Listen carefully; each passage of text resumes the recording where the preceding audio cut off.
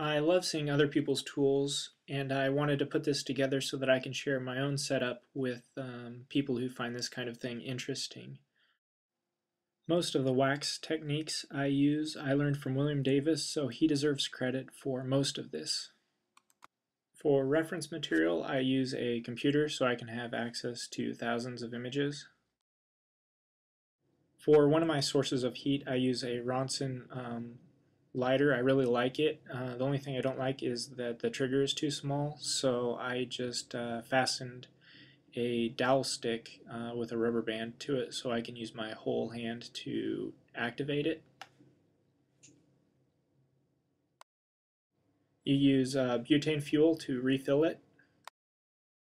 Another source of heat is an alcohol lamp, and you use it with metal tools. And you just want to be sure that you get denatured alcohol so it doesn't soot.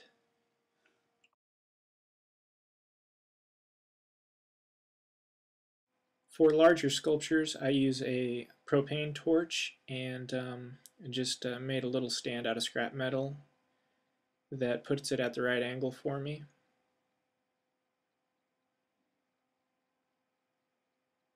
To smooth wax, I use lighter fuel. I've seen other people use isopropyl alcohol, but I mainly just use it for cleaning.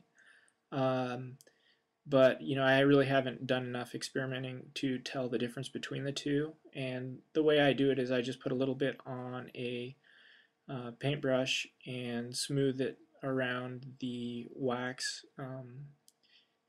and it just makes it really smooth. But if you put too much on, it will gum up the surface. It'll turn your surface all gummy. I also put it on sandpaper to smooth down sculptures, and with this I'm using a really rough sandpaper so it actually matches the hair detail that I'm looking for. For a wax tool, I use a Master Touch, and I really like this machine, but I don't think they make them anymore. And another thing that's bad about them is the tips are really expensive. That being said, it has worked well for about 7 years now, and so I'm pleased with it. One thing I really like about it is the foot pedal, so I can be working away and just hit that foot pedal, and by the time I get the pin out and to my material, it's hot and ready to go. These are called nail dotters, and they are just tools with little round balls on the end, so they're nice to sculpt with, especially with softer material like Sculpey. I put my sculpting tools in a 4x4 with holes drilled in it. These are unaltered Exacto blades. You can buy these sets of metal tools really inexpensively, and as they come in the package they're pretty useless, but they're easy to grind down and bend around to get the tool that you want. This one I applied some epoxy putty to it as well so I could get a better grip. I use two-part epoxy quite often, and I can't really tell the difference between quality. This tool came out of a beginning pottery set, and I just put some epoxy on it, and it made it the wire stronger, and it also gave me a better grip. These tools came from my friend William Davis, and they are old dentist tools that he has altered, and so they just have the perfect tips on them. This is just a standard loop tool with a serrated edge. These are small wire loop tools, and I've seen other people make these, I just haven't yet. These are Exacto blades with the tips altered, so ground down, and I've put a serrated edge on these. Underneath my table I have a heat gun and a drill. The drill I usually have a sander put into it. It's an attachment for a right angle grinder, but it works really well with a drill, and it's just really handy to have within reach at all times. Yeah, here I'm just putting a finer tip on one of those metal tools. And here I'm showing how to easily bend the metal tool.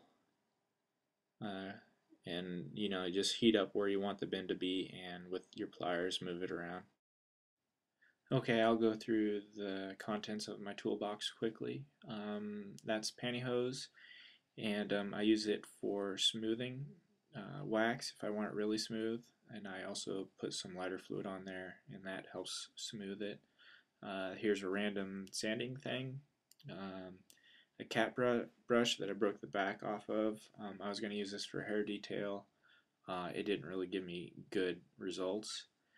Loop tools, for these you want to put urethane on them to preserve them. I have a ground down fork and a butter knife blade. I don't know what I was using these for. Patch ease wax. This is just really soft wax that you can put on your wax. It was like if you have air bubbles on your wax, you can put this on and smooth it across, and it'll fill up those air bubbles.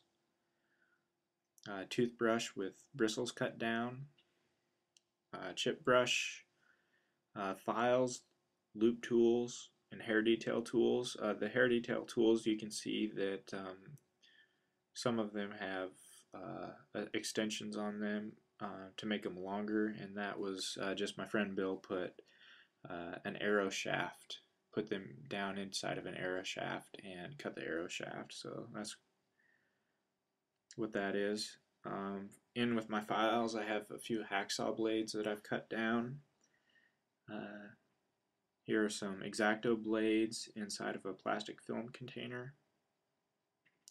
I have some small pocket knives for random things. More metal tools and more Exacto knives, more paint brushes. In here are surgical scalpels, and you put them in a Havalon knife. So you buy the surgical scalpels and put the blades inside the knife, and then when it becomes dull or breaks or whatever, you just replace the blade. Here's a Swiss Army knife.